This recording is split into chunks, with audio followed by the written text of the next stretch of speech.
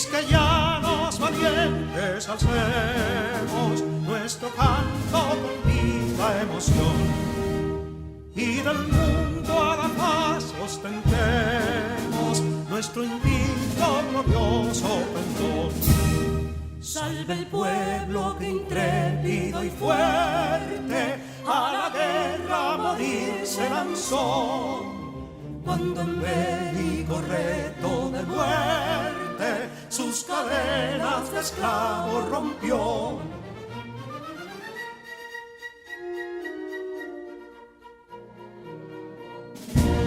Ningún pueblo ser libre merece si es esclavo, indolente y servil.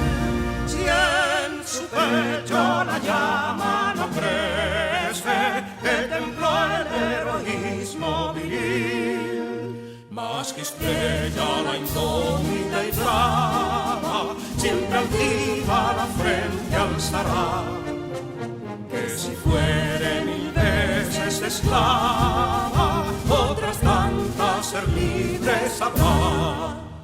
Que si Dono y Ardita expusieron de un intruso señor al desdén, las carreras veler campos fueron que cubiertos de gloria se ven, que en la cima del heroico baluarte de los libres el verbo encarnó, donde el genio de Sánchez y Duarte a ser libre o morir enseñó.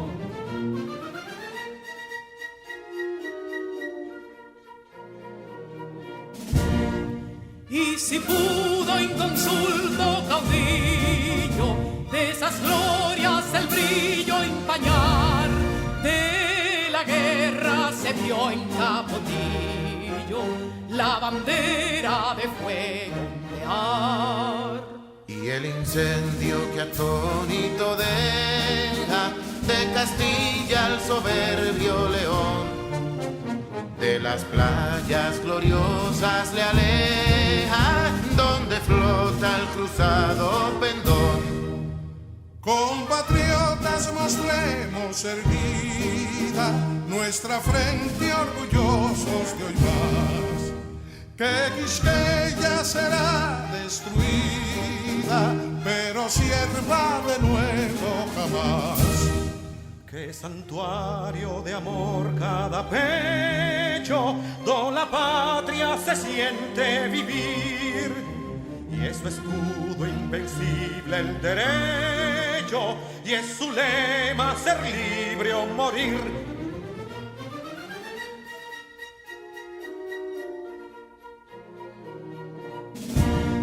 Libertad que aún se yergue serena, la victoria en su carro triunfal, y el clarín de la guerra aún resuena, pregonando su gloria inmortal. Libertad, que los ecos se agiten mientras llenos de noble ansiedad nuestros campos de gloria repiten. Libertad, libertad, libertad.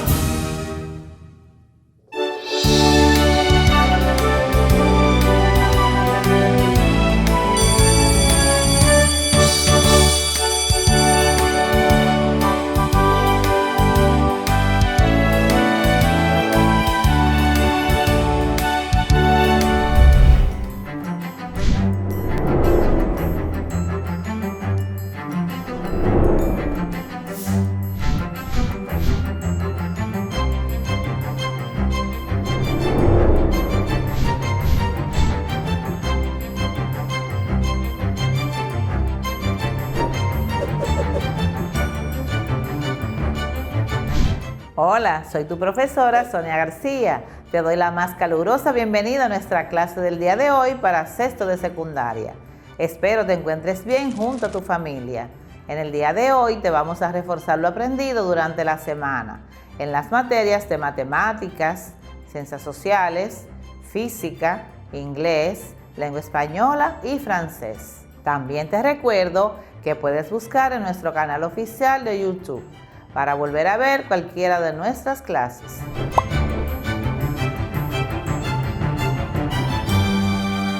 Estimado estudiante, soy Santa Méndez, tu maestra de lengua española. Me alegra que estés aquí y que valores tu aprendizaje. Vamos a conocer las características que le son propias al informe de investigación.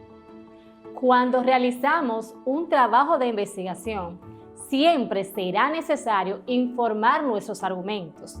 Estos se pueden presentar en un entorno académico o en un contexto no académico, es decir, ante personas interesadas, pero no necesariamente con conocimientos en el área.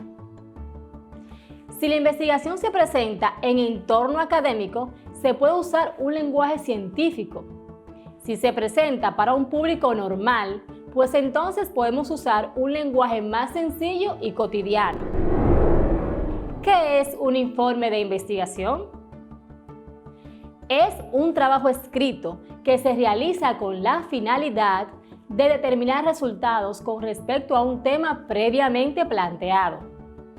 Su objetivo es evaluar y arrojar resultados lo más exactos posibles, basados en la investigación documentada.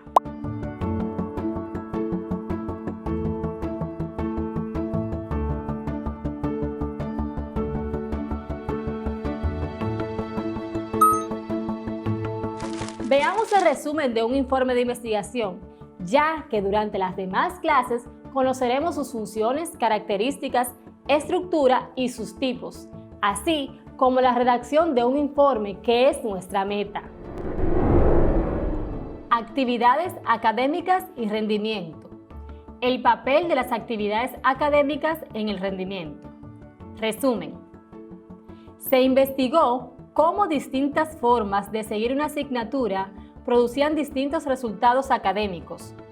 Estas formas estaban determinadas por el distinto seguimiento de actividades académicas.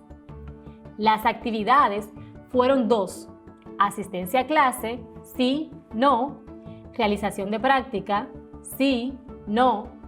100 alumnos de primero de psicología aceptaron preparar una parte de una asignatura según la forma que le correspondiera al azar.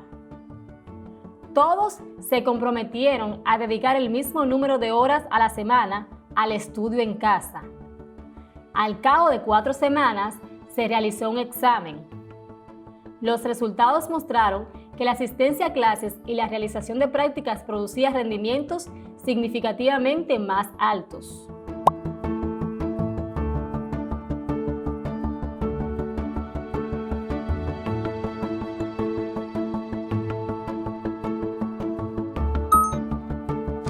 El investigador percibe la existencia de un problema, se documenta sobre él y comprueba que no tiene solución por el momento.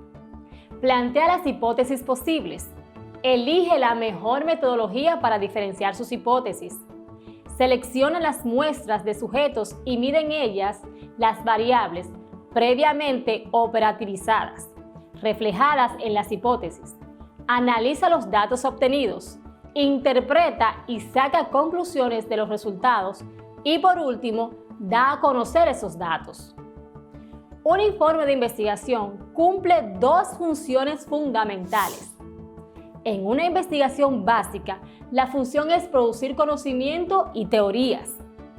En una investigación aplicada, la función es resolver problemas prácticos. Como el informe que acabamos de leer, si te fijas en el primer párrafo, se investigan los resultados académicos de una asignatura. En toda redacción, es importante observar las características del texto seleccionado. En este caso, las del informe de investigación, en cuanto al contenido, tienen una estructura definida.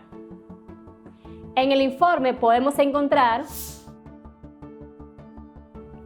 título, resumen, introducción, método, resultados, discusión, referencias bibliográficas.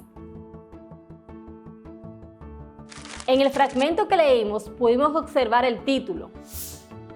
Actividades académicas y rendimiento. El papel de las actividades académicas en el rendimiento. Resumen.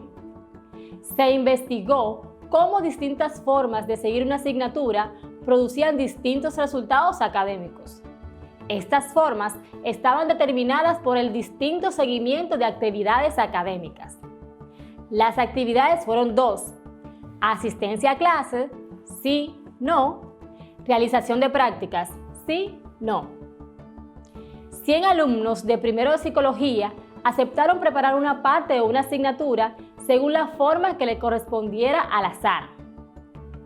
Todos se comprometieron a dedicar el mismo número de horas a la semana al estudio en casa. Al cabo de 4 semanas se realizó un examen. Los resultados mostraron que la asistencia a clases y la realización de prácticas producía rendimientos significativamente más altos. Actividades académicas y rendimiento. El papel de las actividades académicas en el rendimiento. También se puede destacar el objetivo de un informe de investigación, que es comunicar un conocimiento científico de una manera comprensible para el lector. También podemos ver la metodología, la cual consistió en las distintas actividades realizadas y a qué resultados llegaron.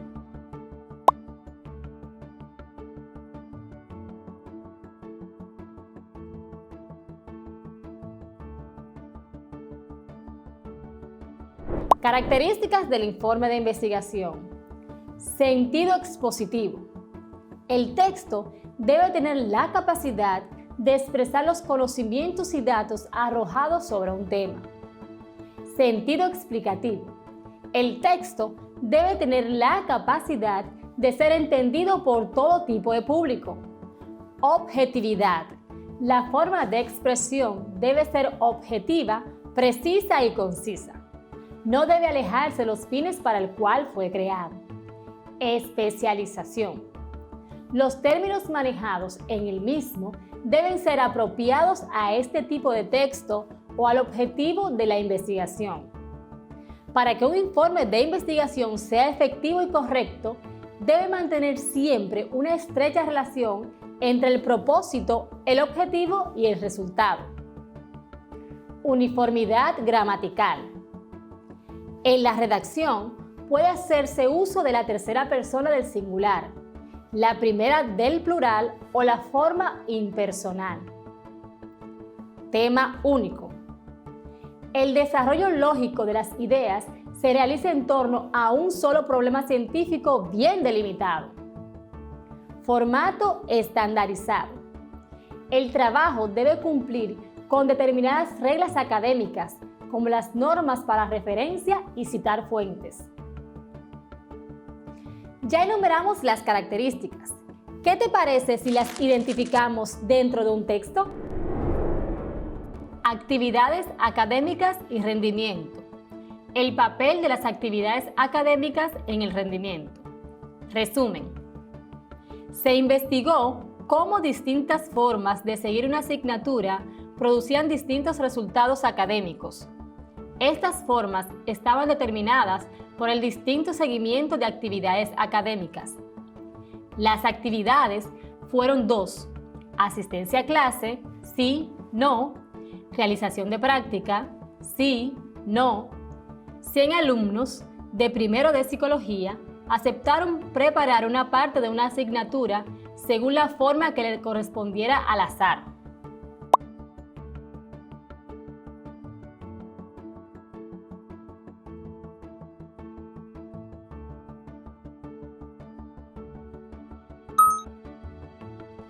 Todos se comprometieron a dedicar el mismo número de horas a la semana al estudio en casa. Al cabo de 4 semanas se realizó un examen. Los resultados mostraron que la asistencia a clases y la realización de prácticas producía rendimientos significativamente más altos. Se instruyó a los participantes diciéndoles que el objetivo del trabajo era averiguar cuál era la mejor manera de seguir la asignatura. Los resultados del trabajo servirían para orientarles a ellos mismos y a los estudiantes de las promociones posteriores.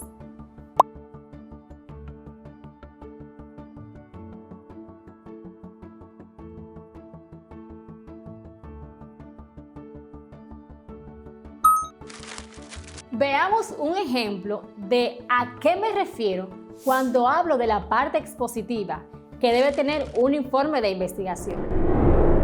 Todos se comprometieron a dedicar el mismo número de horas a la semana al estudio en casa. Al cabo de 4 semanas se realizó un examen. Los resultados mostraron que la asistencia a clases y la realización de prácticas producía rendimientos significativamente más altos. Se instruyó a los participantes diciéndoles que el objetivo del trabajo era averiguar cuál era la mejor manera de seguir la asignatura. Los resultados del trabajo servirían para orientarles a ellos mismos y a los estudiantes de las promociones posteriores.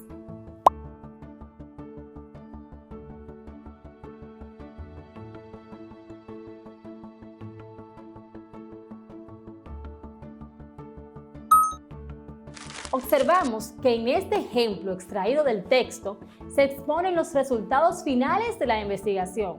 La siguiente característica es la que hace referencia al sentido explicativo que debe contener un informe de investigación. El interés de focalizar mucho el estudio de variables del aprendizaje es que proporcionan una guía de actuación inmediata a profesores y estudiantes. Las variables que se van a investigar son las actividades académicas de una asignatura universitaria. Se observa en este sentido que el texto presenta descripciones claras y precisas en una expresión fresca y sencilla para que todos puedan entender lo expresado. La característica de la objetividad está expuesta de manera clara, coherente y breve al expresar cuál es la finalidad del estudio que se realizó. Para hablar de la especialización del tema, para la realización del informe de investigación, el mismo título debe dejarlo claro y entendible, al tiempo que el manejo de los vocablos utilizados sean propios del tema.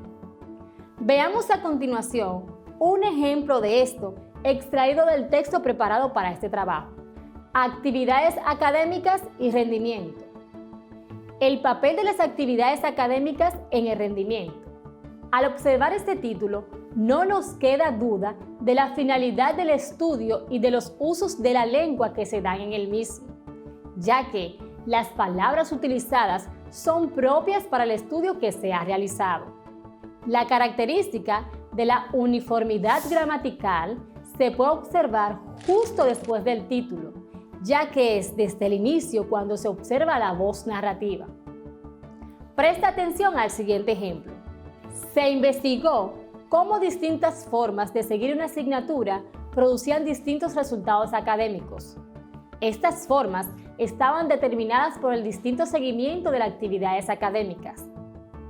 En este ejemplo, podemos observar el uso impersonal del verbo para describir lo realizado. Todo informe de investigación versa sobre un tema único y específico. En este ejemplo, queda expresado que el objetivo de estudio es uno y solo ese: el papel de las actividades académicas en el rendimiento. Por último, está la característica del uso de las normas estandarizadas. Estas deben estar presentes en cada una de las elaboraciones de un informe de investigación, de manera que respete la norma en el uso de las fuentes bibliográficas o de cualquier otro tipo utilizadas en la investigación. Sobre eso, presta atención a este ejemplo. Son muchas las variables relacionadas con el rendimiento académico que han sido estudiadas: inteligencia general, aptitudes específicas, entorno sociocultural, motivación y la propia historia del rendimiento, entre otras.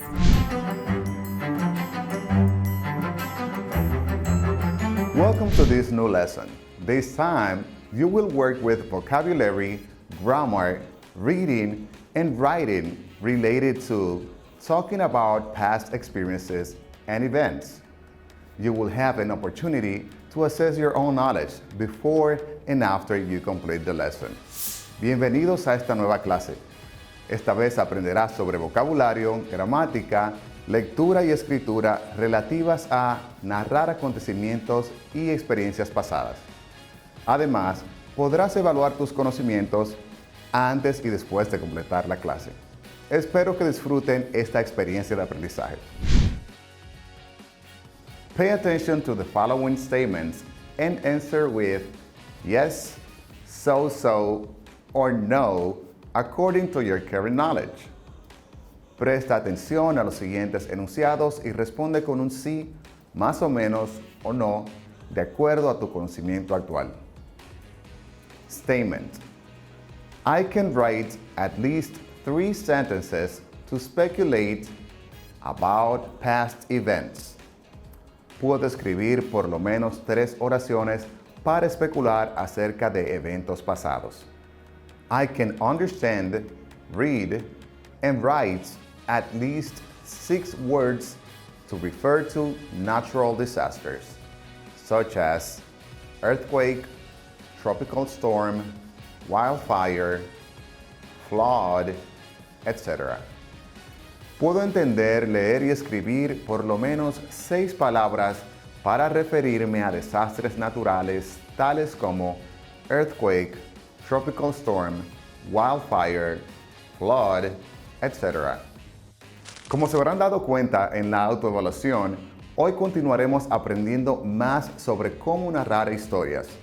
Ya les he mencionado que es un método que yo recomiendo mucho para mejorar tu discurso o forma de expresarte en el idioma inglés.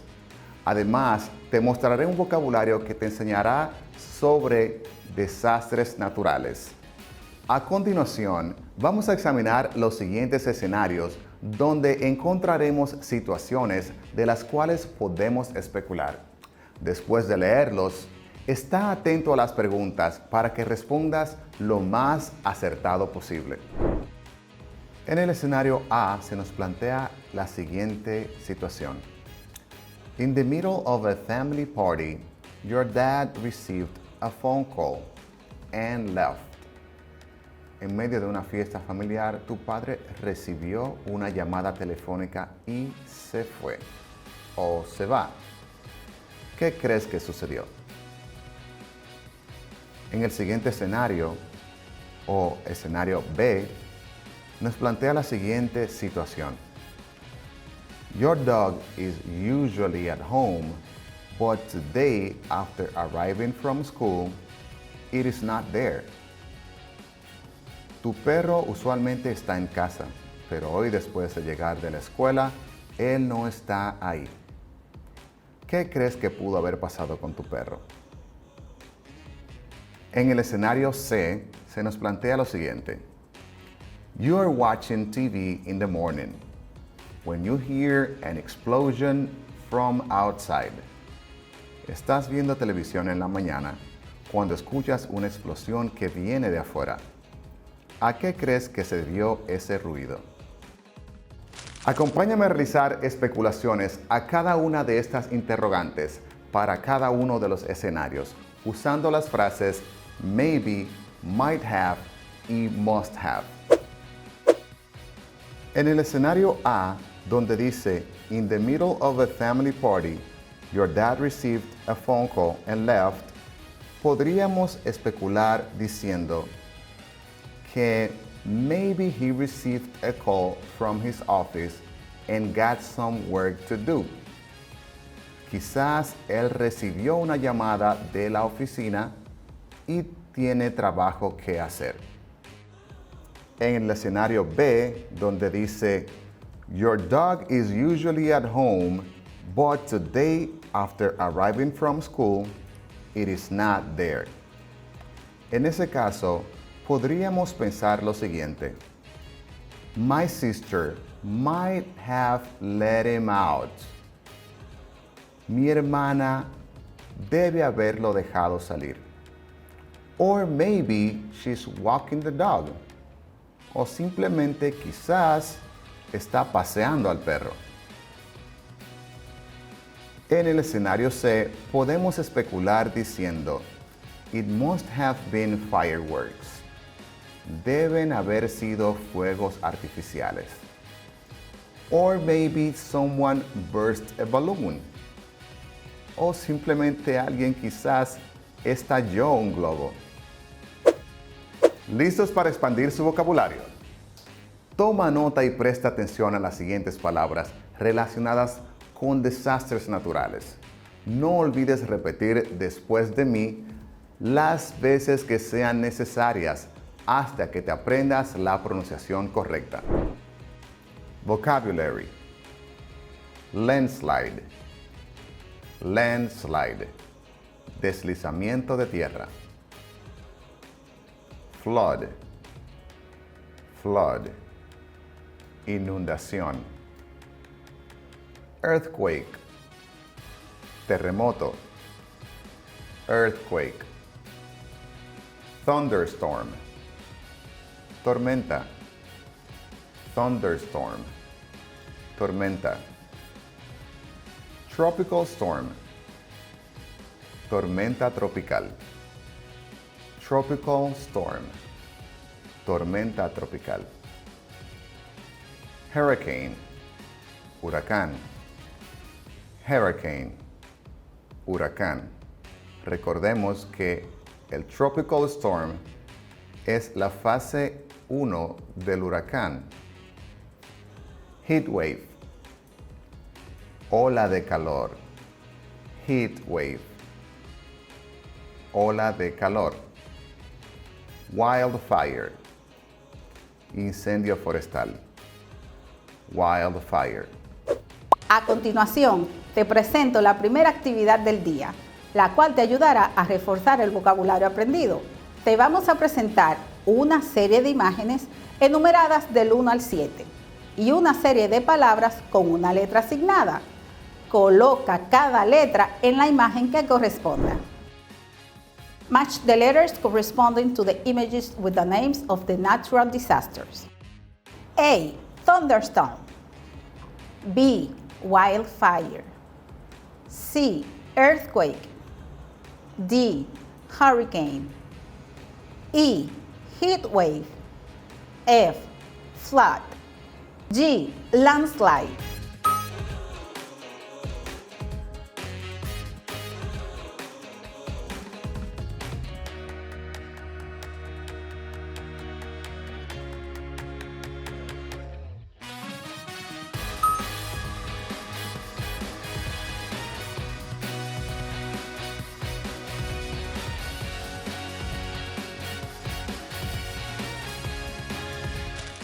Great job!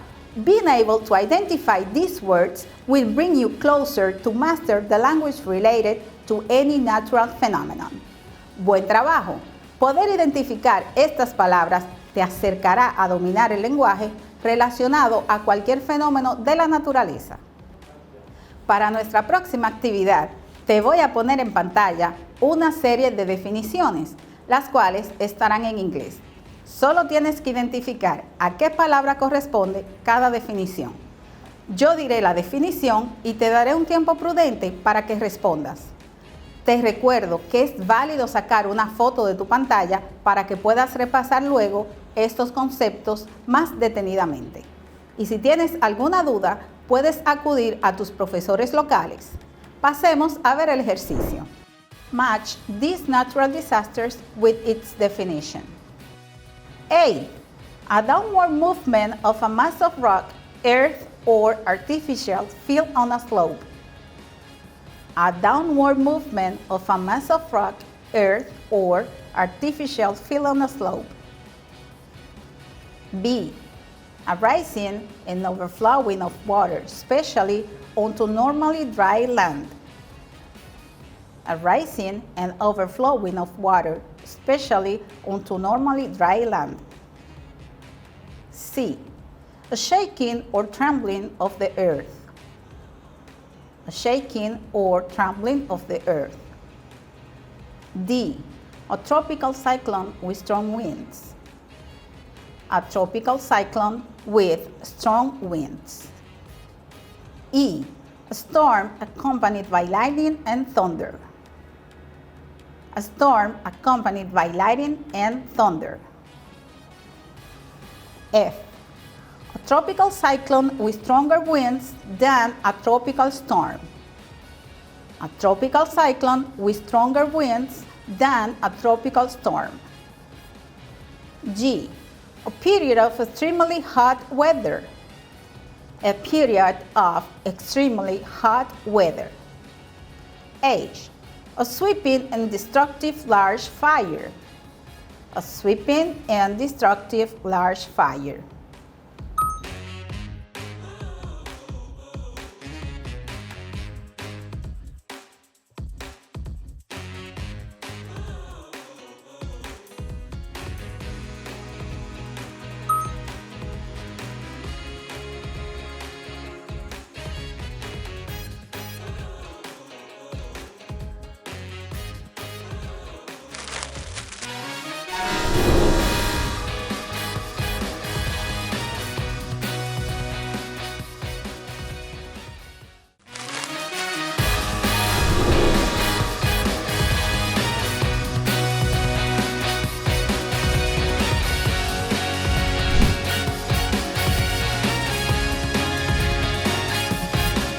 Estamos trabajando las derivadas, específicamente las reglas de derivación. Iniciamos con la derivada de una constante por una función, derivada de una potencia y la derivada de 1 sobre x. Iniciaremos el día de hoy con la regla de derivación de la derivada de una raíz. Reglas de derivación. Derivada de una raíz. Paso número 1.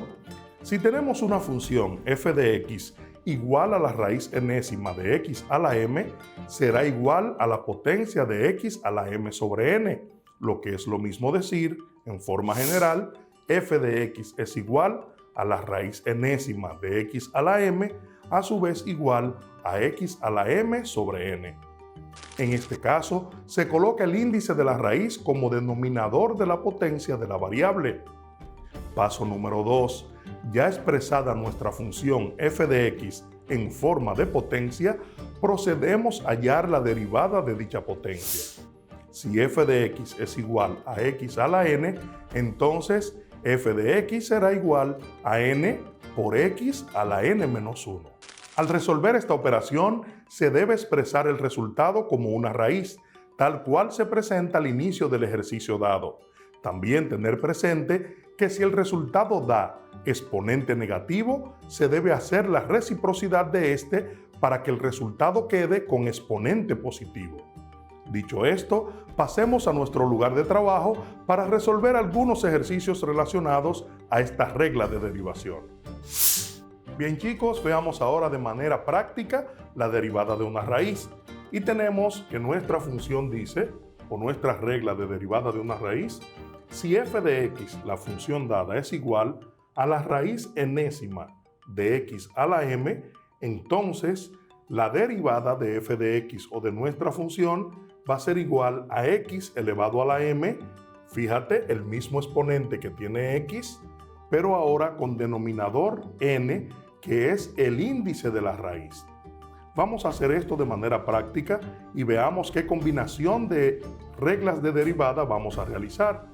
En este caso tenemos la función f de x igual a raíz cúbica de x a la 2. Nos dice la regla que esto va a ser igual entonces a la derivada de la función f de x es igual a x elevado a la 2 sobre 3. El mismo exponente de la variable, pero ahora el denominador del exponente viene a ser el índice de la raíz.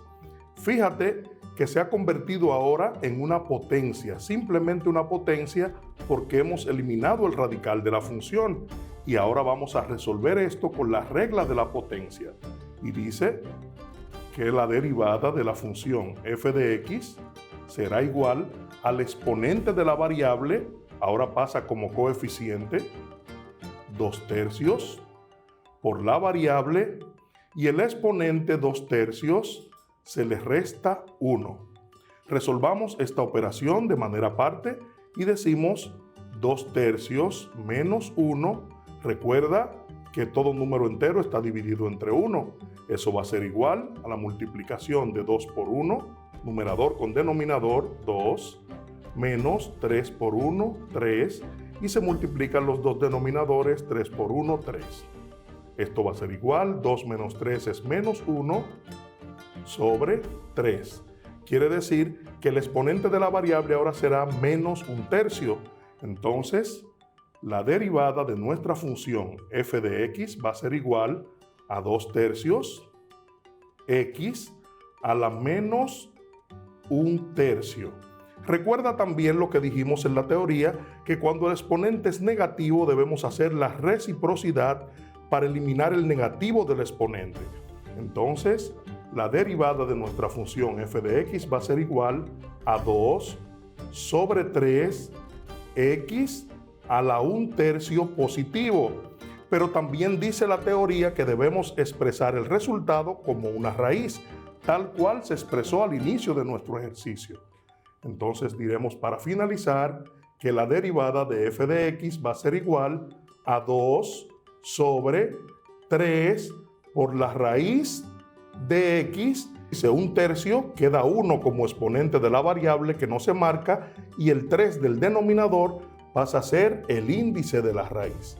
Entonces el resultado será la derivada de f de x es igual a 2 sobre 3 raíz cúbica de x. Resolvamos la siguiente función. Dice y, recuerda que y, tanto como f de x, estamos refiriéndonos a la misma función. Para este caso, y es igual a 3 por la raíz quinta de x a la 6. Vamos a hallar la derivada. Entonces decimos que la derivada de y va a ser igual a 3. Este 3 está como una constante y vamos ahora a transformar esta raíz quinta y decimos x a la 6 es su exponente sobre 5, que se convierte en el denominador del exponente, el índice de la raíz. Vamos a resolver esto ahora como la derivada del producto de una constante por una función. Entonces decimos que la derivada de y va a ser igual a 3 por, y vamos a resolver ahora esta función o la derivada de esta función. Bajamos el exponente como coeficiente, 6/5 x a la 6/5 menos 1. Multiplicamos ahora esta parte de acá de la constante con el coeficiente de la variable. Recordemos que el 3 está sobre 1 y vamos a multiplicar estas dos fracciones. Decimos que la derivada de y es igual, 3 por 6 es 18 sobre 1 por 5 es 5. Tenemos nuestra variable x y resolvemos ahora 6/5 menos 1 sobre 1.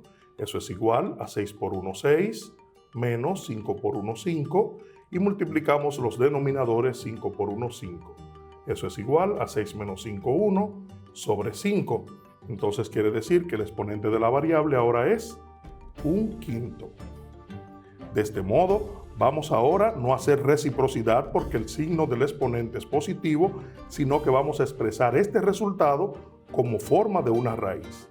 Entonces decimos que la derivada de y va a ser igual a 18/5 por la raíz quinta, que es el denominador del exponente, pasa a ser ahora el índice de la raíz de x elevado a la 1 y el 1 no se marca.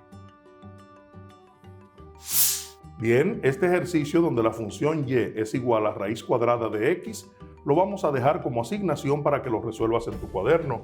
Vamos a resolver nuestra última función y decimos que la derivada de f de x es igual a x, que es nuestra variable, a la 5, y recuerda que el índice de la raíz se convierte en el denominador del exponente.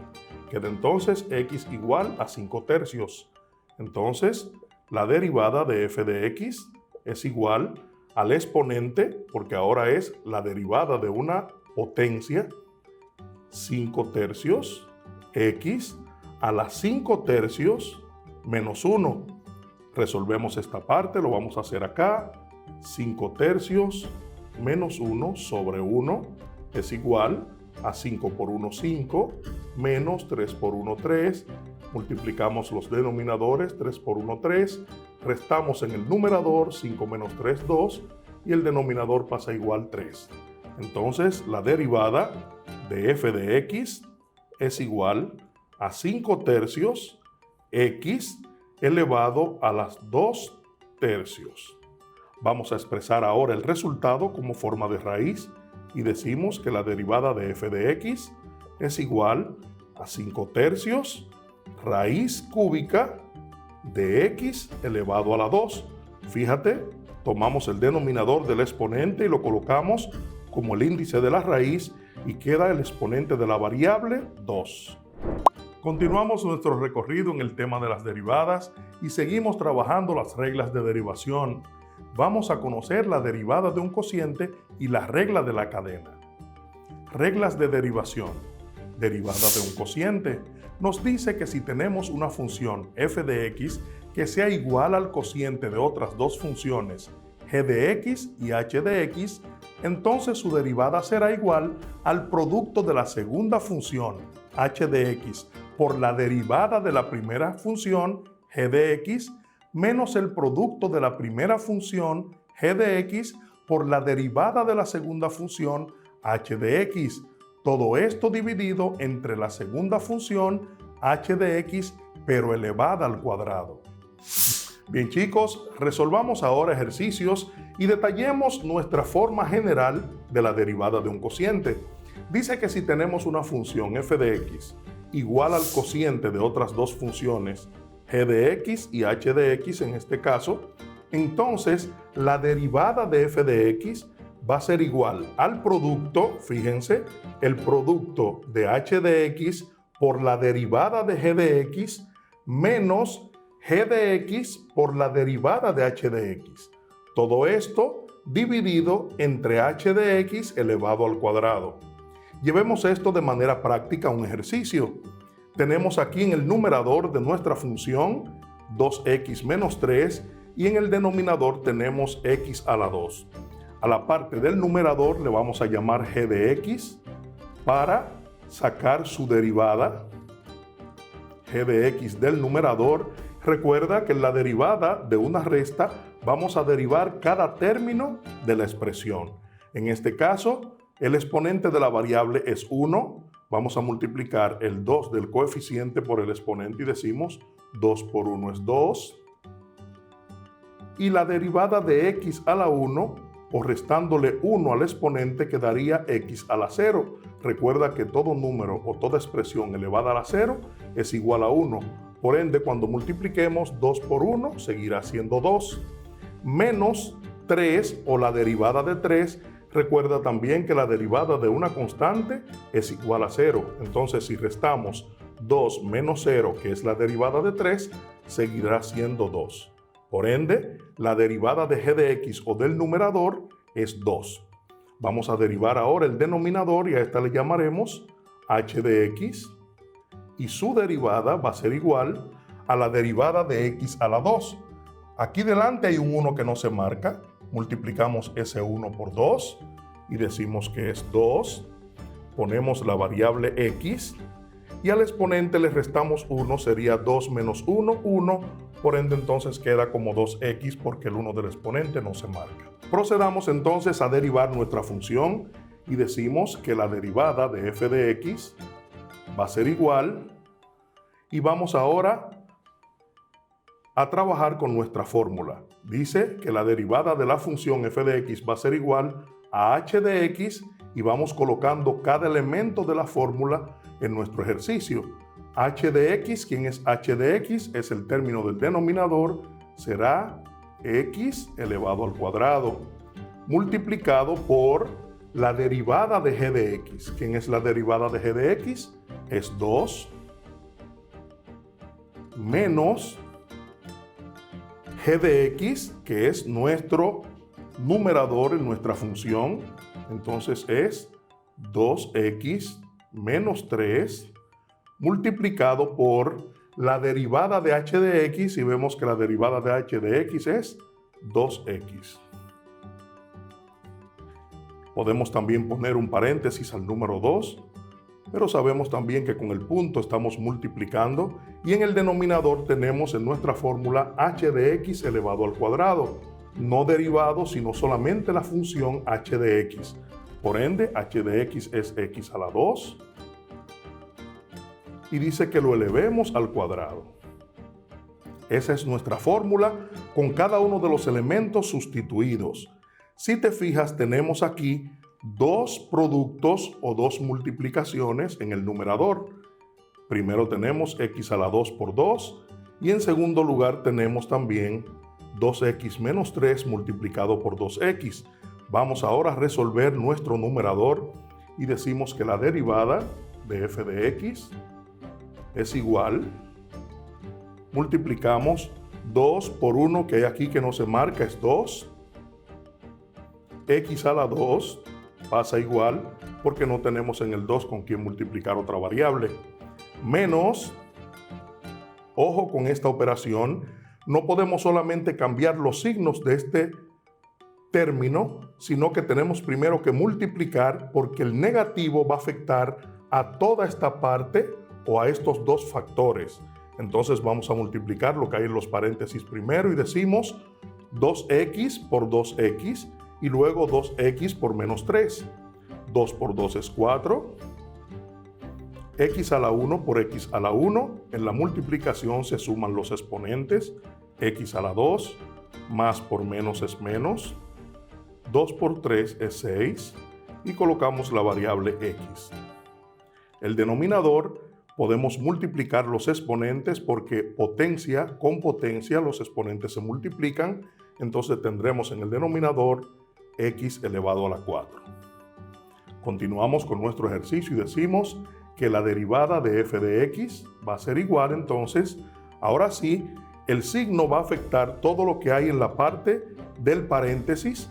Colocamos el primer término igual, 2x a la 2, menos por más es menos, saldría entonces menos 4x a la 2, y menos por menos es más, saldría entonces más 6x, y el denominador continúa siendo x a la 4. Si nos fijamos en la parte del numerador tenemos x en los tres términos, pero hay dos de ellos que son semejantes, por ende los podemos reducir.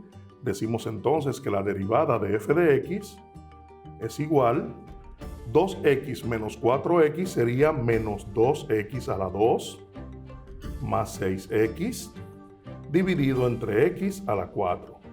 Podemos factorizar también el numerador, sacar factor común y vamos a decir entonces que la derivada de f de x va a ser igual, x que es común para los dos, multiplicado, si a menos 2x le quitamos una x de estas dos que hay aquí, tendríamos una sola x, sería menos 2x, más, y si a 6x le quitamos esa x que está ahí, y está aquí ahora como factor, quedaría 6.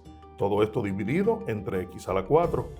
Como tenemos en el numerador un factor o dos factores, porque hay una multiplicación, esta x que está aquí, que es una, la vamos a eliminar con una x del denominador y quedaría entonces en el denominador x a la 3 y en el numerador no habría factores sino solamente una expresión, quedando entonces la derivada de f de x igual a menos 2x más 6 dividido entonces entre x a la 3.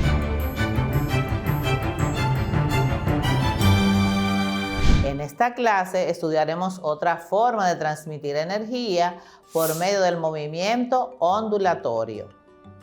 Nuestros sentidos reciben las transferencias de energía a través de un movimiento ondulatorio, desde una fuente hasta un observador sin contacto directo. Los rayos del sol nos llegan a través del vacío en forma de onda. El sonido de una bocina es una onda que viaja a través del aire hasta nuestros oídos. Las ondas de radio por medio de señales electromagnéticas llegan a nuestros radios. La luz visible que impresiona nuestra retina es una onda. En fin, podemos afirmar que vivimos rodeados de ondas, unas que no podemos ver a simple vista y otras como las que se forman en la superficie de aguas tranquilas que por su sencillez y percepción visual nos ayudan a comprender el movimiento ondulatorio. La importancia de este tema radica en la comprensión de las propiedades de las ondas, con el fin de analizar e interpretar varios fenómenos naturales que están relacionados con el movimiento ondulatorio. Es importante que iniciemos haciendo una descripción del movimiento armónico simple. Presta mucha atención a esas informaciones. Movimiento armónico simple. Antes de analizar el movimiento armónico simple, se hace necesario un estudio previo del movimiento vibratorio, ya que uno es consecuencia del otro. Un movimiento es de vaivén cuando se mueve a ambos lados de una posición central. Puede ser para arriba y para abajo o hacia la derecha y hacia la izquierda. Por ejemplo, las olas del mar, las oscilaciones del columpio, la masa que vibra atada al extremo de un resorte, la masa en el péndulo. Cuando un movimiento se repite a intervalos iguales de tiempo, es llamado movimiento periódico. Por ejemplo, la rotación de un disco, la masa que oscila en el péndulo simple, la traslación de la Tierra alrededor del Sol, son algunos casos de movimientos periódicos. Ahora veamos el caso del péndulo simple. El péndulo simple consiste en una masa suspendida de un hilo que suponemos de masa despreciable, la cual oscila en forma periódica. Para poder concluir que el movimiento del péndulo simple es un movimiento armónico simple, se debe verificar que la fuerza resultante que actúa sobre él es recuperadora y tiene la fórmula F igual a menos K por X. Describiendo la imagen tenemos que en un movimiento armónico simple actúa una fuerza de restitución ejercida por el resorte y dirigida hacia C.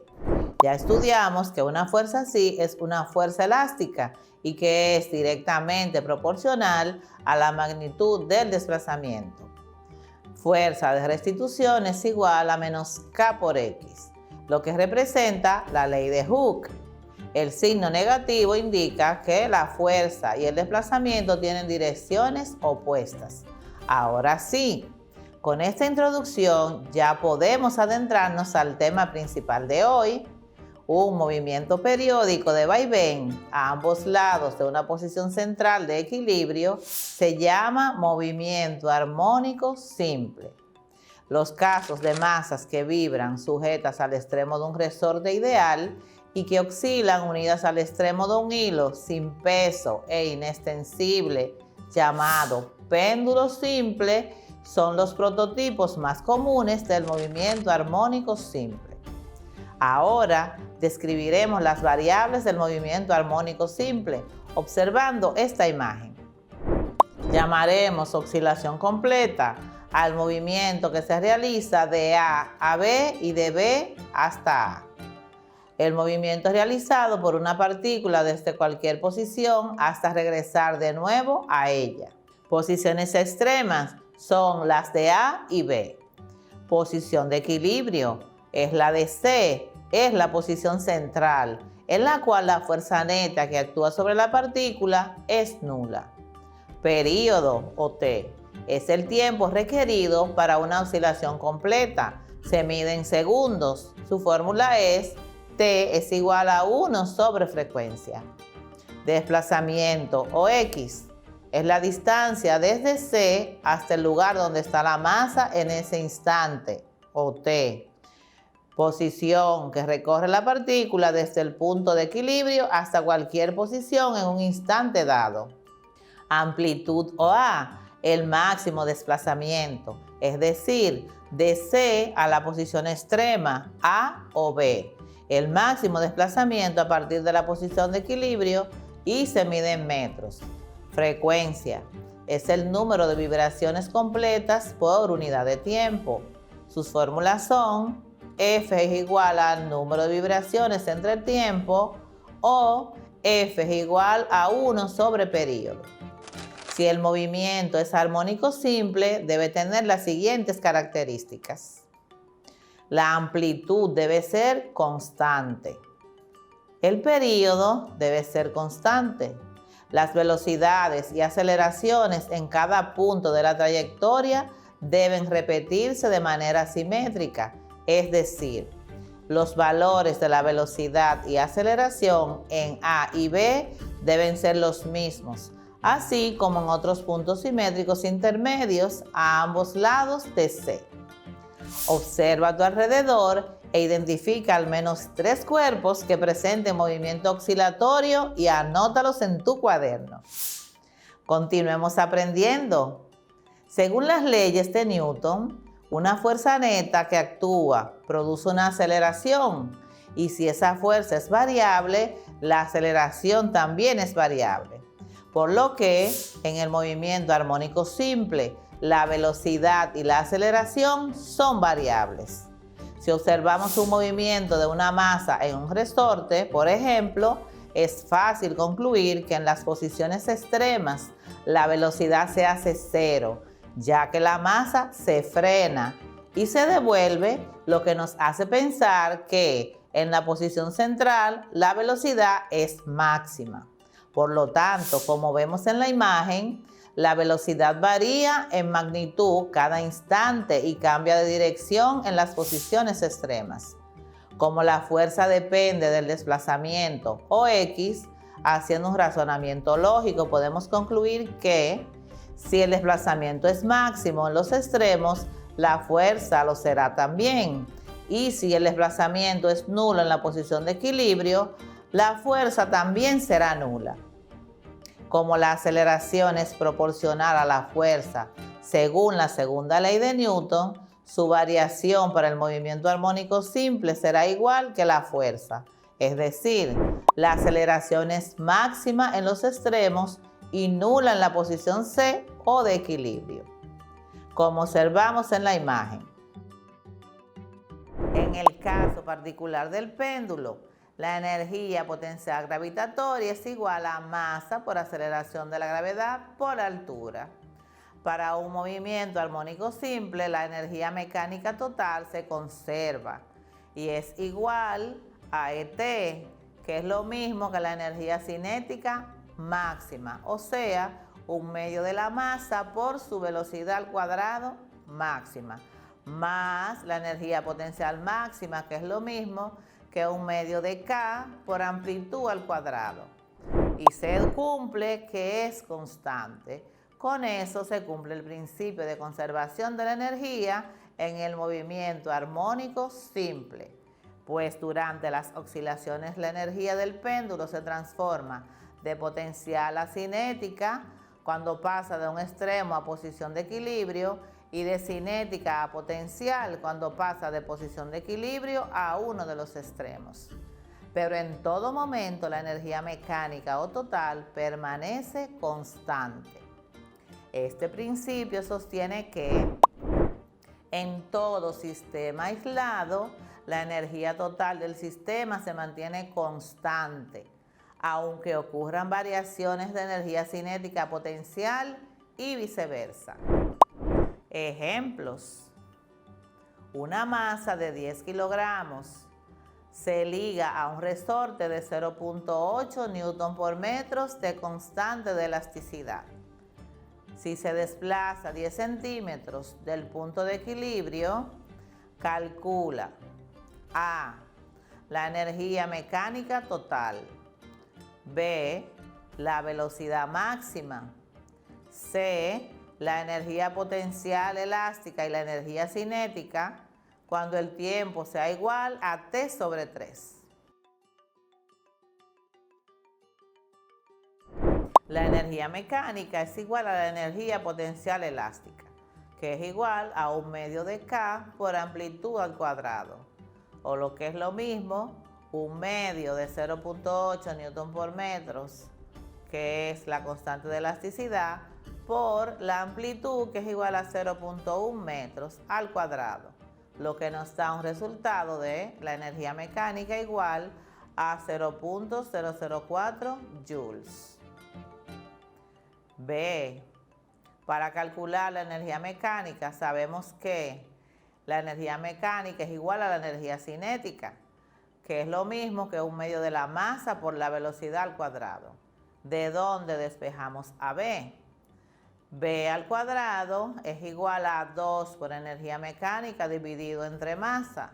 ¿De dónde despejamos a B? Que será igual a la raíz cuadrada de 2 por la energía mecánica dividido entre la masa, lo que es lo mismo a 2 por 0.004 newton por metro dividido entre 10 kilogramos, lo que nos da un resultado de 0.028 metros por segundo, que es la velocidad máxima.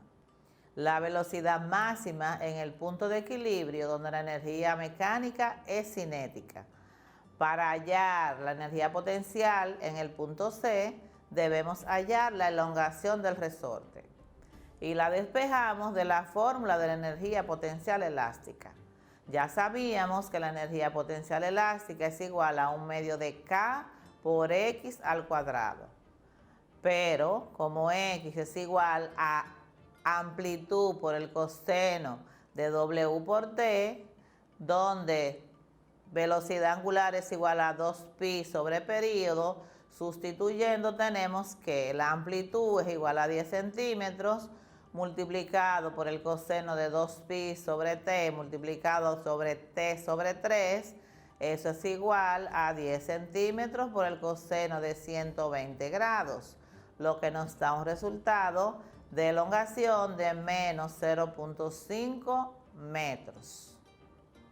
Para calcular la energía potencial elástica, entonces tenemos que eso es igual a 1/2 de K por X al cuadrado, o lo que es lo mismo, 1/2 de 0.8 newton sobre metro, que es la elongación del resorte, por la elongación que nos dio 0.05 metros cuadrados. Eso nos da un resultado de energía potencial elástica igual a 0.001 joules. De ahí despejamos o hallamos la energía cinética. Ya sabemos que la energía cinética es igual a 1/2 de la masa por la velocidad al cuadrado y que la podemos hallar restando la energía mecánica con la energía potencial. Entonces tendremos que, si restamos la energía mecánica y la energía potencial elástica, tendremos que para la energía mecánica teníamos un valor de 0.004 joules y la energía potencial es de 0.001 joules. Al restar estas cantidades nos da un resultado de energía cinética igual a 0.003 joules.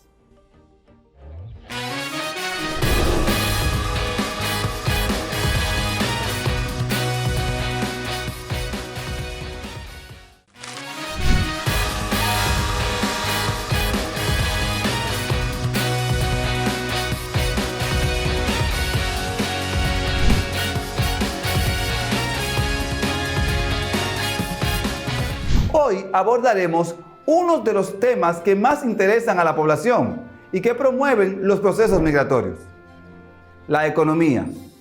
La economía es una ciencia social que estudia la forma de administrar los recursos disponibles para satisfacer las necesidades humanas.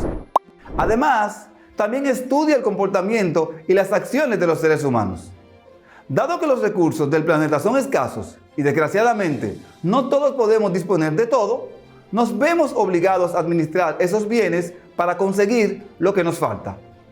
La ciencia económica envuelve la toma de decisiones de los individuos, las organizaciones y los estados para asignar esos recursos escasos. La economía se centra también en el comportamiento de los individuos, su interacción ante determinados sucesos y el efecto que produce en su entorno. Por ejemplo, el efecto que produce en los precios, la producción, la riqueza o el consumo. Es una ciencia social porque estudia la actividad y comportamiento humano, que es un objeto de estudio altamente dinámico. Los humanos somos impredecibles. Todas las personas requieren satisfacer dos tipos de problemas o necesidades: unas básicas, alimentación o vivienda, y otras sociales como educación y salud. Algunos economistas explican que las necesidades son ilimitadas, es decir, siempre surgen nuevos requerimientos en las personas a medida que la sociedad avanza y se vuelve más compleja. Por ejemplo, un tiempo después de comprar un carro y satisfacer una necesidad de transporte, una persona decide cambiarlo por uno más nuevo, más veloz o más amplio. Los recursos, en cambio, son escasos, pues se encuentran en cantidades limitadas y pueden agotarse, como en el caso de los ingresos de una familia o de lo que dispone un país para su población. Esta relación entre necesidades ilimitadas y recursos escasos da origen al problema económico. Los bienes y servicios son todos los satisfactores que se elaboran en el proceso de producción para cubrir necesidades humanas. Por supuesto, todo proceso productivo tiene como finalidad transformar los insumos y las materias primas para convertirlos en productos que pueden clasificarse como bienes y servicios que son utilizados para cubrir una necesidad. La actividad económica es el procedimiento que implica la producción e intercambio de bienes y servicios con el fin de satisfacer las necesidades del consumidor y conseguir una renta de ello. En todas las actividades económicas diferenciamos tres etapas que son la producción, la distribución del mismo y el consumo. Estas actividades económicas dependerán de la forma de producir y distribuir los productos y servicios y de la situación que ocupe el Estado en la producción y distribución de las riquezas. En cualquier actividad económica participarán los tres agentes económicos que son la familia, participará en la producción y consumo de bienes y servicios. La empresa se encargará del desarrollo de la producción industrial. El Estado será quien mediará el sector privado, ofrecerá bienes y servicios públicos y generará empleo. ¿Qué es la actividad económica de una empresa? Dependiendo del tipo de actividad que realice la empresa, tendrá que apuntarse a uno u otros. Pero lo principal es que la empresa gane dinero por lo que ofrezca, sean productos, servicios o bienes. La actividad económica está ligada a la creación de algo con el cual ofrecemos valor a la sociedad y obtenemos beneficio por ello.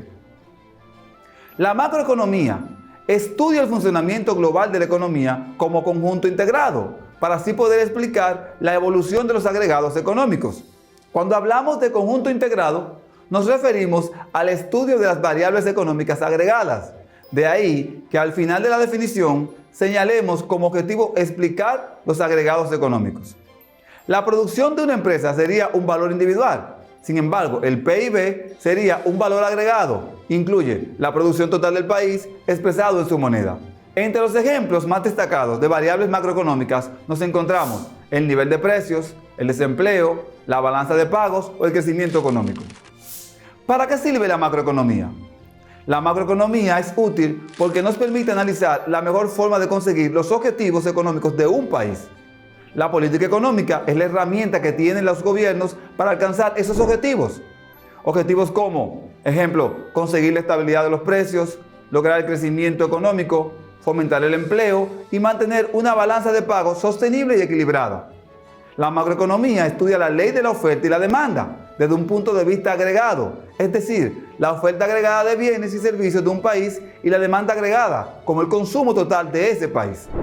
La macroeconomía es una de las ramas en que se divide la teoría económica. La otra es la microeconomía, que analiza el comportamiento económico de las personas, familias y empresas. Los economistas clásicos consideraban que para producir bienes y servicios era necesario utilizar unos recursos o factores productivos: la tierra, el trabajo y el capital. Esta clasificación de factores sigue siendo muy utilizada en la actualidad. Por tierra se entiende no solo la tierra agrícola, sino también la tierra urbanizada, los recursos mineros y los recursos naturales en general. Los recursos naturales pueden ser inagotables si su uso no lo disminuye considerablemente, como el viento, el cual es utilizado para generar energía. Otros son renovables, en la medida en que su explotación se realice de manera razonable, como algunas plantaciones forestales. También existen los recursos naturales no renovables, es decir, aquellos que se agotan en la medida que se utilizan, como los minerales y los bosques nativos. Por capital se entiende el conjunto de recursos producidos por la mano del hombre que se necesitan para fabricar bienes y servicios, las maquinarias o las instalaciones industriales, por ejemplo. Conviene que esto quede claro, ya que la palabra capital se usa muchas veces de forma incorrecta para designar cualquier cantidad grande de dinero. El capital lo podemos dividir en diferentes categorías. Algunas de ellas son, según el propietario, capital público. Se refiere a los pertenecientes de gobiernos y estados. Ejemplos, carreteras públicas. Capital privado. Son los pertenecientes a particulares, empresas u organizaciones privadas. Ejemplo, camión de combustible. Según la Constitución, tangibles. El bien es físico, se puede ver y tocar. Ejemplo, un mismo camión de combustible. Intangible. No se pueden ver o tocar. Ejemplo, una marca, un logotipo. También se pueden dividir según su función. Capital humano. Se refiere a las habilidades y conocimientos de las personas. Capital financiero. Capacidades económicas de una empresa. Capital social. Aportaciones que los socios hacen a las empresas. Capital de riesgo. La inversión en capital de las empresas privadas. Y capital flotante. Porcentaje accionariado en circulación de una compañía que puede ser adquirido por inversores. ¿Qué son sectores económicos? Los sectores económicos corresponden a la división de la actividad económica de un estado o territorio e incluye todas las etapas de exploración de los recursos naturales, hasta la industrialización, la preparación para el consumo, la distribución y la comercialización de bienes y servicios. La clasificación de los sectores económicos resulta útil para comprender cómo se relacionan todas las áreas de producción y comercio, así como permite comprender el impacto de las políticas económicas de un Estado sobre sectores específicos de la economía. La economía de una nación se ha clasificado en los siguientes sectores económicos: sector primario, sector secundario, sector terciario y sector cuaternario. A su vez, cada uno de estos ámbitos se subdividen en ramas o subsectores económicos, lo que conforman todos los eslabones de la cadena productiva. Sector primario. El sector primario comprende todas las actividades de obtención de los recursos naturales. Este está ligado con los subsectores agrícola, pesquero, minero y forestal. En este sector de la economía se obtienen los productos primarios por medio de la extracción o producción para la obtención de la materia necesaria para los sectores secundarios y terciarios. Como sector primario se denomina aquel sector de la economía que comprende las actividades productivas de la extracción y obtención de materias primas como la agricultura, la ganadería, la apicultura, la acuicultura, la pesca, la minería, la silvicultura y la explotación forestal. Las actividades del sector primario se relacionan con la obtención de las materias primas destinadas al consumo o a la industria a partir de los recursos naturales. En este sentido, los productos primarios no están elaborados, sino que aún deben pasar por procesos de transformación para ser convertidos en bienes o mercancías.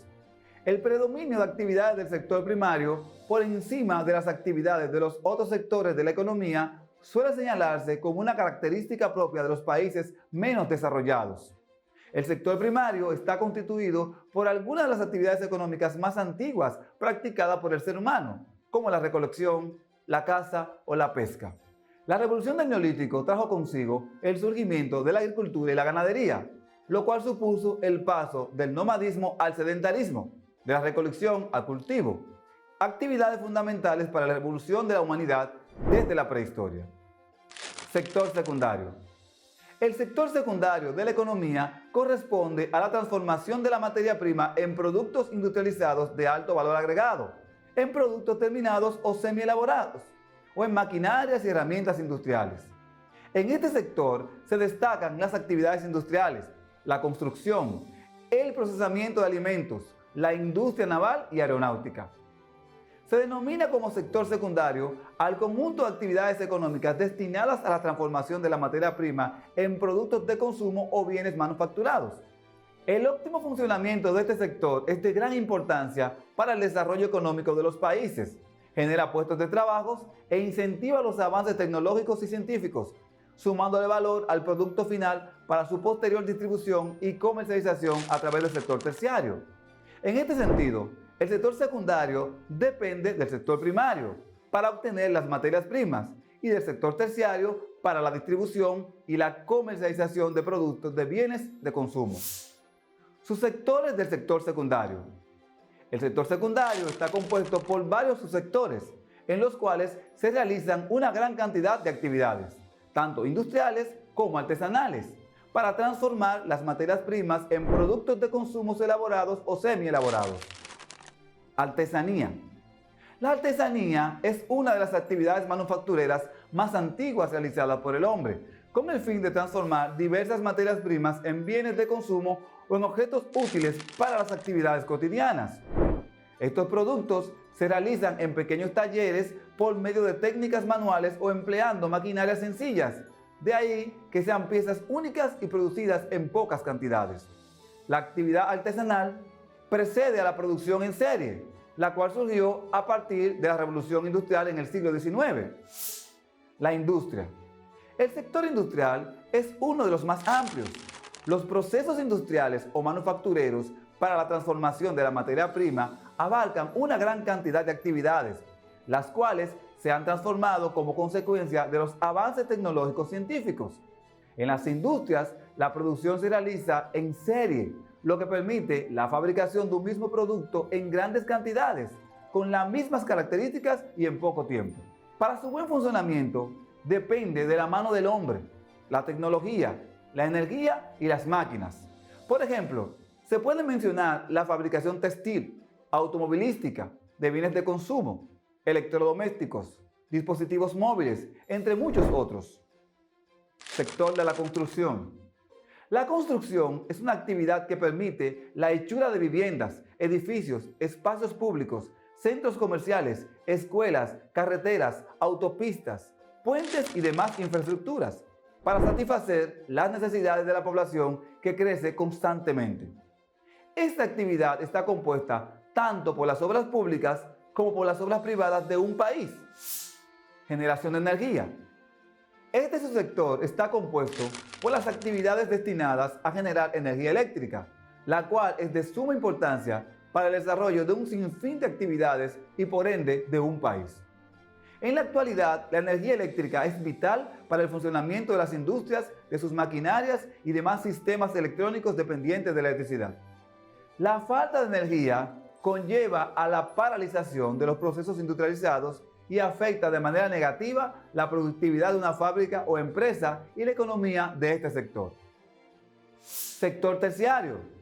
El sector terciario se define como el sector del comercio y prestación de servicios y es donde se desarrolla la distribución y comercialización de los bienes tangibles e intangibles, como las ofertas de servicios prestados a empresas o particulares. Se destacan en este sector los servicios comerciales, bancarios, turísticos, entre otros. Se denomina como sector terciario a las actividades económicas de distribución y consumo de bienes que buscan satisfacer las necesidades de las personas a través de diversos servicios. El sector terciario está antecedido por dos importantes sectores de producción que son el sector primario y el sector secundario. En el sector primario se realizan las actividades relacionadas con la extracción y recolección de materia prima que derivan de sus recursos naturales. Por ejemplo, la minería, la agricultura, la ganadería, la pesca, entre otros. Por su parte, el sector secundario es donde se transforma la materia prima, tras una serie de procesos industrializados, en los productos o bienes de consumo que serán distribuidos a través del sector terciario y que busca aumentar los índices de bienestar de los consumidores. En el sector terciario se agrupa una importante serie de actividades económicas que incluso pueden determinar el estado de desarrollo que presenta la economía de un país. Esto es posible porque en el sector terciario es donde se llevan a cabo innumerables acuerdos económicos de vital importancia para el comercio nacional e internacional de cada país o región. Asimismo, es el sector económico donde se generan grandes cantidades de puestos de empleo. Hay un porcentaje alto de inversión y de competitividad en el amplio sector económico y financiero mundial. Actividades económicas del sector terciario. Entre las principales actividades económicas del sector terciario se pueden mencionar las siguientes: actividades financieras, turismo y la hotelería, servicios de transporte y comunicación, servicios de telecomunicaciones e internet, medios de comunicación, actividad comercial que incluye pequeños, medianos y grandes distribuidores o comercios, servicios de salud y sanidad. También se incluyen todos aquellos servicios que están relacionados con los cuidados estéticos.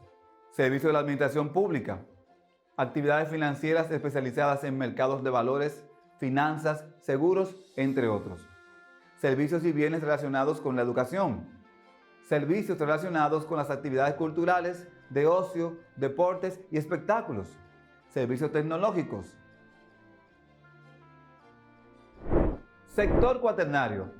El sector cuaternario puede ser considerado como una subdivisión del sector terciario y abarca todas aquellas áreas en las que el conocimiento se capitaliza como un bien, pero es imposible de mecanizar. Incluye las actividades intelectuales relacionadas con la investigación, desarrollo de proyectos de ciencia y tecnología, innovación e información.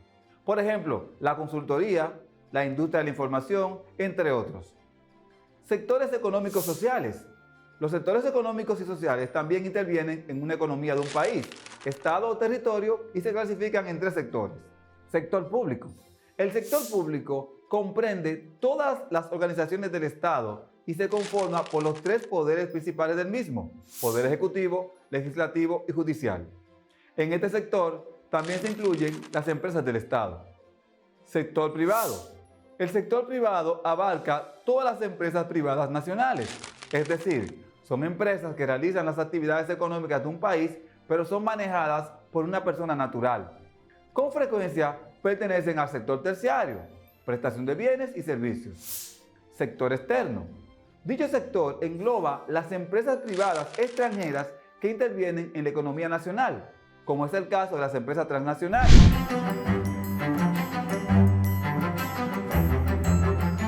Bonjour et bienvenue au cours de français. Bienvenidos a la clase de francés para sexto de secundaria. Je suis Rosa Florencio, votre professeur de français. C'est parti. Identifica el significado de las siguientes expresiones de acuerdo con cada ilustración.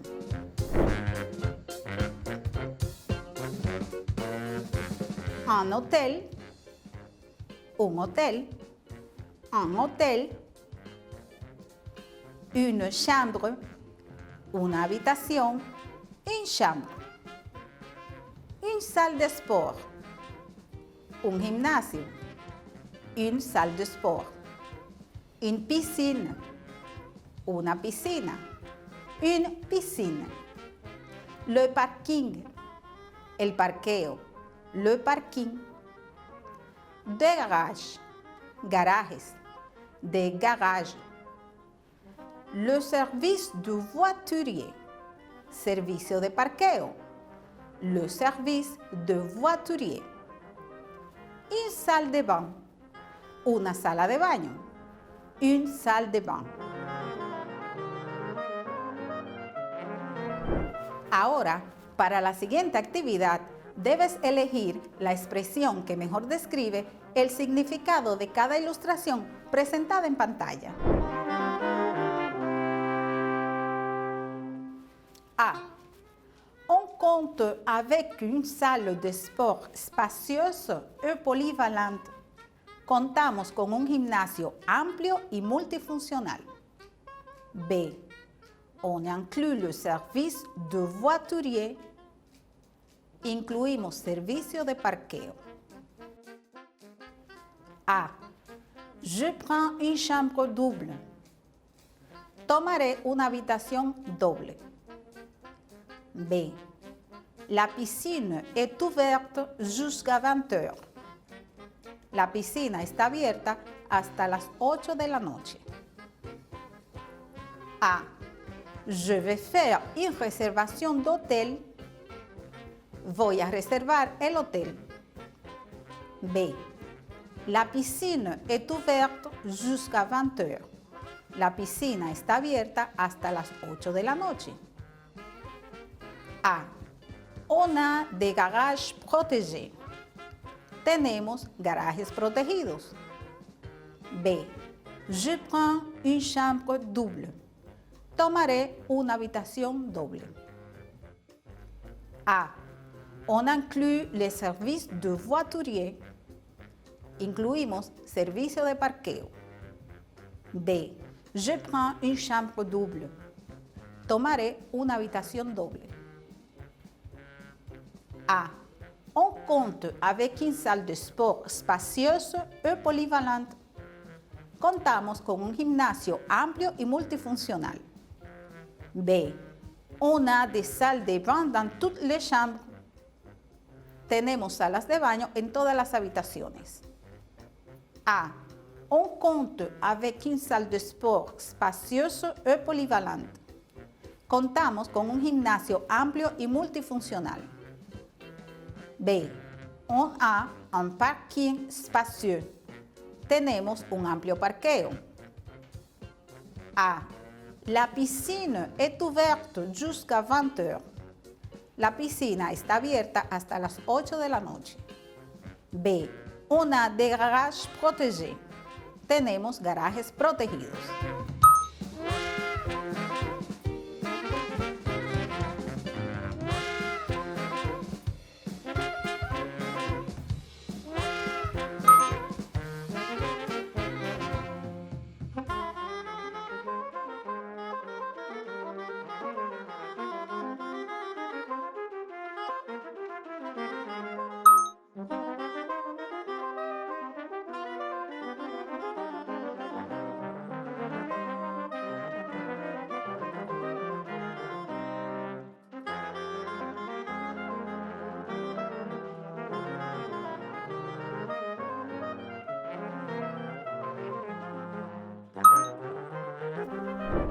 Escucha y lee la información que se presenta en pantalla sobre un hotel y marca como positivas, negativas o neutras las reacciones del cliente que está representado por la letra B en los mini diálogos siguientes.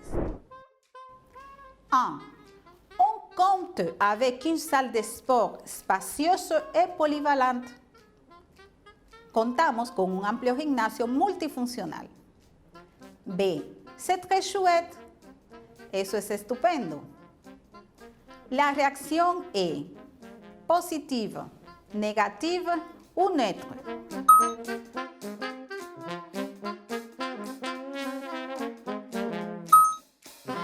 La réaction du client est positive. 2. La piscine est ouverte jusqu'à 20 heures. La piscina está abierta hasta las 8 de la noche. B. Malheureusement. Desafortunadamente. Positive, négative, neutre.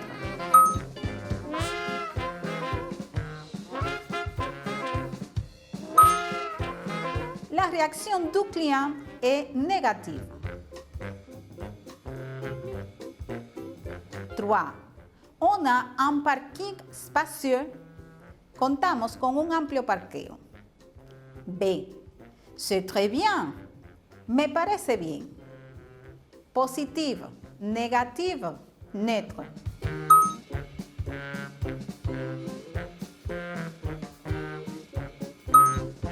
Dans cette conversation, la réaction est positive. Vous avez des garages protégés. B. Sûrement, monsieur. Positive, négative, neutre.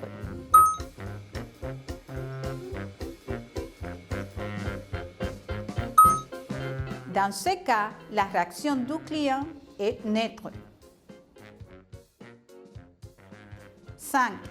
On inclut un service de voiturier.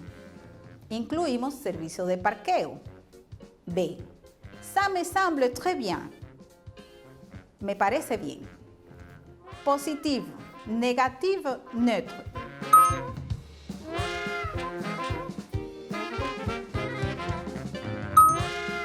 La reacción du client es positiva.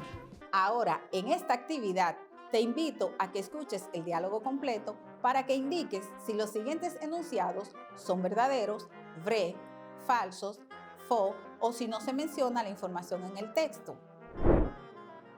1. L'hôtel sert une variété de repas pour le petit déjeuner. Vrai, faux, on ne le dit pas. 2. Le petit déjeuner n'est pas inclus dans le prix. Vrai, faux, on ne le dit pas. 3. Le client veut une chambre simple avec climatisation et douche. Vrai, faux, on ne le dit pas. 4. Le client veut une chambre pour 3 nuits. Vrai, faux, on ne le dit pas. 5. Le client semble aimer les conditions des chambres de l'hôtel. Vrai, faux, on ne le dit pas.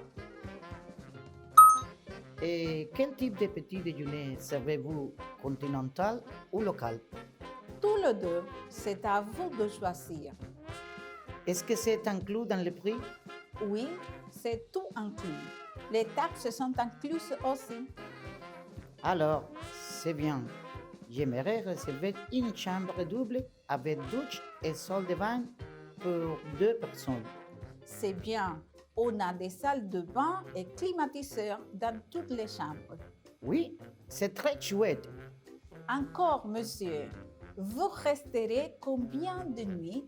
Nous voulons la chambre pour 3 nuits, du 15 juillet au 18 juillet. Ahora verifica tus respuestas. 1. L'hôtel sert une variété de repas pour le petit déjeuner. El hotel sirve una variedad de comidas para el desayuno. L'énoncé est vrai. El enunciado es verdadero. 2. Le petit déjeuner n'est pas inclus dans le prix. El desayuno no está incluido en el precio. L'énoncé est faux. El enunciado es falso. 3. Le client veut une chambre simple avec climatisation et douche. El cliente quiere una habitación simple con aire acondicionado y ducha. L'énoncé est faux. El enunciado es falso. 4. Le client veut une chambre pour 3 nuits. El cliente quiere una habitación por 3 noches. L'énoncé est vrai. El enunciado es verdadero. 5. Le client semble aimer les conditions de chambre de l'hôtel. Al cliente parecen gustarle las condiciones de las habitaciones del hotel. On ne le dit pas dans le dialogue. No se menciona esta información en el diálogo. Espero que hayas aprendido mucho sobre este tema y que puedas aplicarlo en algún momento en tu vida cotidiana. Gracias por la atención de este día. Nos vemos en la próxima clase. Au revoir.